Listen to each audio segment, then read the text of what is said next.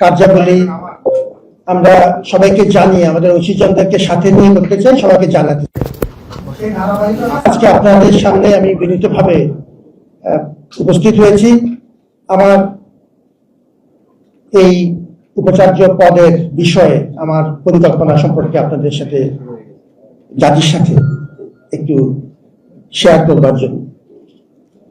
আপনারা জানেন যে একটি ক্রান্তিকালীন সময়, খুব বিশেষ ধরনের পরিস্থিতিতে আমরা 2024-এর অগাস্ট মাসে শেষের দিকে দায়িত্ব নিয়েছিলাম।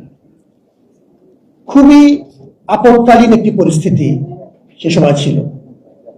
বিশ্ববিদ্যালয় কার্যত অচল ছিল, একাডেমিক কর্মকাণ্ড বন্ধ ছিল, হলগুলো ভাসমান অবস্থায় ছিল এবং প্রশাসনিক কাঠামো অকেজো হয়ে পড়েছিল।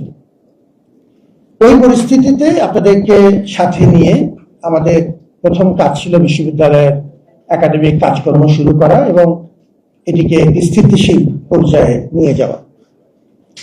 আজকে প্রায় 1.5 বছর পর আপনাদের সবাইকে সাথে নিয়ে আমরা মোটামুটি একটি ভালো অবস্থানে আছি। আপৎকালীন পরিস্থিতি দূর হয়েছে এবং বিশ্ববিদ্যালয়ের সার্বিক একটি ঊর্ধ্বমুখী প্রবণতা দেখা যাচ্ছে। এখন অনেক সীমাবদ্ধতা আছে, কিন্তু ওভারঅল একটি ঊর্ধ্বমুখী প্রবণতা সব ক্ষেত্রে দেখা যাচ্ছে। যে আপৎকালীন এবং বিশেষ পরিস্থিতিতে আমি দায়িত্ব নিয়েছিলাম, সে আপৎকালীন কিংবা বিশেষ পরিস্থিতি এই মুহূর্তে আমরা উত্তরণ করতে পেরেছি আপনাদের সহযোগিতায়, আপনাদের অংশীজনদের ভালোবাসায়। সুতরাং আমি এখন মনে করছি যে এটি একটি দায়িত্ব পালনের পর্বে আমরা একটি ভালো পর্যায়ে আছি এবং আমি সরে দাঁড়াতে চাই। এখন এই মুহূর্তে আমাদের যেন কোনো শূন্যতা না হয়, ধারাবাহিকতা যেন কোনো অসুবিধা না পড়ে, বিশ্ববিদ্যালয়ের স্মুথ ট্রানজিশন দরকার। সেজন্য আমাকে যদি সরকার মনে করেন, অংশীদাররা যদি মনে করেন যে আরো কিছু সময় এই ধারাবাহিকতার প্রশ্নে হঠাৎ শূন্যতা যেন না হয়, সেই প্রশ্নে যদি তারা কিছু সময় নিতে চান, আমি সেটি বিবেচনা করতে রাজি আছি বিশ্ববিদ্যালয়ের ধারাবাহিকতার সাহায্যে। কিন্তু এখন আমরা সারা দেশের মতোই আমরা অধীর আগ্রহে অপেক্ষা করছি রাজনৈতিক সরকার, একটি নিয়মিত রাজনৈতিক সরকার দায়িত্ব নেবেন এবং আমরা তাদেরকে পূর্ণ সহযোগিতা করব। সুতরাং আমি সরে দাঁড়াচ্ছি এই কারণে যে আমি একটি বিশেষ পরিস্থিতিতে দায়িত্ব নিয়েছিলাম। এটিকে কোনো সময় আমি নিয়মিত চাকরি মনে করিনি। উপাচার্যের দায়িত্বটি আমার কাছে একটা আমানতের মতো ছিল। আমাকে ছাত্ররা অনুরোধ করে ভালোবেসে এই দায়িত্বটা দিয়েছিলেন। আমাদের মতো তুলনামূলক বিবেচনায় অরাজনৈতিক মানুষদের বাংলাদেশে এই ধরনের পদে আসার সুযোগ কম। আমি এটিকে আল্লাহর রহমত এবং ছাত্রদের মমতার একটি অংশ হিসেবে মনে করেছিলাম। সরকার আমাকে দায়িত্ব দিয়েছিলেন, আমি যতদূর পেরেছি আপনাদেরকে সাথে নিয়ে এখন একটি স্থিতিশীল অবস্থায় এসেছি। আমি সরে দাঁড়াতে চাই যাতে রাজনৈতিক সরকার তার মতো করে তার প্রশাসন সাজিয়ে নিতে পারে। সেই ক্ষেত্রে যদি তাদের কোনো আমার সহযোগিতা দরকার হয়, আমি যে কোনো সময় প্রস্তুত আছি।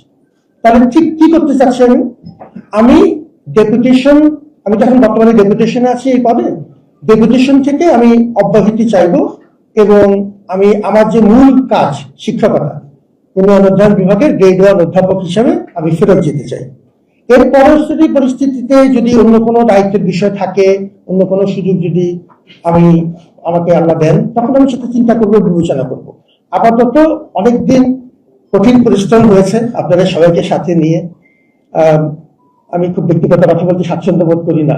উদয়স্ত পরিশ্রম করেছি আমি এবং আমার টিম, সবাইকে সাথে নিয়ে আমরা একটা পর্যায়ে এসেছি। আমার কিছু বিশ্রামও দরকার এখন। তো আমার এই কথাটি আমি আপনাদেরকে ডেকে বলতে চাইলাম এই কারণে যে আপনারা সর্বক্ষণিক আমার সাথে ছিলেন। এটি আমার কৃতজ্ঞতা প্রকাশের একটি অংশ। যে পরিস্থিতিতে বিশ্ববিদ্যালয় ছিল তার চাইতে অনেকটুকু উন্নতি হয়েছে। 31শে জানুয়ারি আপনাদের নিশ্চয়ই মনে আছে যে আমরা একটি 1.5 বছরের সালতাম আমি করছিলাম আপনাদের সামনেই, যে আমরা কতটুকু কি অর্জন করতে পেরেছি সেটা আমি পুনরাবৃত্তি করছিলাম, যেহেতু অনেক পথ বাকি। কিন্তু একটি বিশ্লেষণ আমরা করেছিলাম আমাদের অর্জনগুলো কি, কোনটা করতে পারলাম কোনটা করতে পারলাম না। আজকে শুধু তিনটি একটু উল্লেখ করবো, শুধু তিনটি, যদি 1, 2, 3 বলতে চাই। একটা হচ্ছে গণতান্ত্রিক প্রক্রিয়া সংহত হয়েছে, তার সবচেয়ে বড় উদাহরণ হচ্ছে ডাকসু এবং হল সংসদগুলো এখন কার্যকর আছে। শিক্ষার্থীদের অধিকার মোটামুটি প্রতিষ্ঠিত হয়েছে।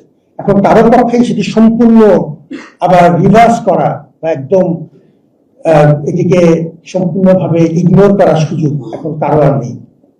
দ্বিতীয় যে বিষয়টি হয়েছে সেটিও গুরুত্বপূর্ণ, সেটি হচ্ছে আমরা এত রকম সীমাবদ্ধতার মধ্যে আমরা আন্তর্জাতিক স্বীকৃতি এবং র্যাঙ্কিং এ ক্রমাগত উন্নতি করেছি। আপনারা জানেন যে টাইমস হায়ার এডুকেশন আমাদের 200 ধাপের মতো অগ্রগতি হয়েছে। আমাদের বিদেশি ছাত্রের সংখ্যা এখন 160 ভাগ বেড়েছে পার্সেন্টেজ হিসাব করলে, এখন অনেক পর বাকি, কিছু অগ্রগতি হয়েছে। আমাদের রিসার্চ এবং পাবলিকেশনের সংখ্যা দ্রুত বেড়েছে।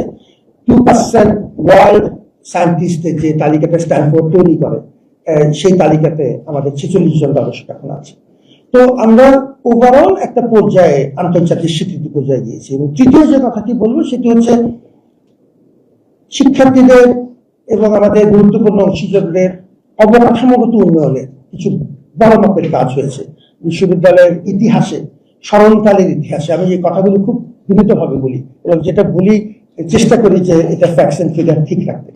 আসলেই বিশ্ববিদ্যালয়ের স্মরণকালের ইতিহাসে সর্ববৃহৎ প্রকল্প এখন বাস্তবায়ন পর্যায়ে আসে, আমরা কাজ শুরু করেছি। আপনি জানেন যে 841 কোটি টাকা। তাতে আমাদের আবাসনের সমস্যা, আমাদের একাডেমিক ভবনের সমস্যা এবং আমাদের রিসার্চের যে মৌলিক ফান্ড নিয়ে যে মারাত্মক অপ্রতুলতা, তার অনেকটুকুই কেটে যাবে।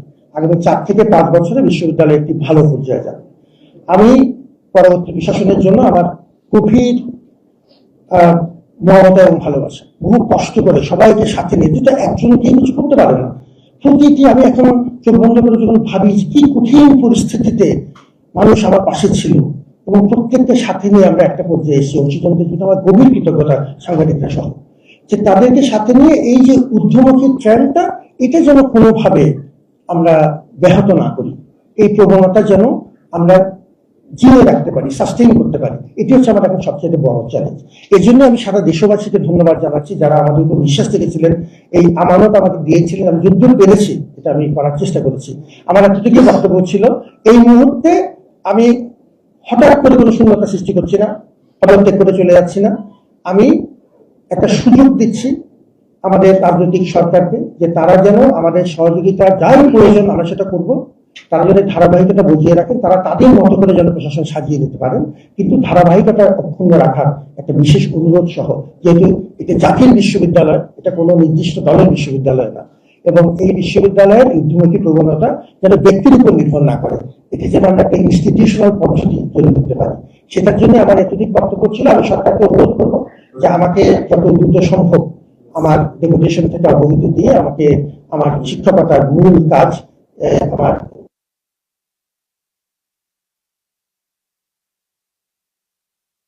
ধারাবাহিকতা ক্ষুণ্ণ না হয়, তার জন্য যা সময়ের প্রয়োজন সেটি আমাকে যদি তারা অনুরোধ করেন, আমি সেটা বিবেচনা করতে রাজি আছি।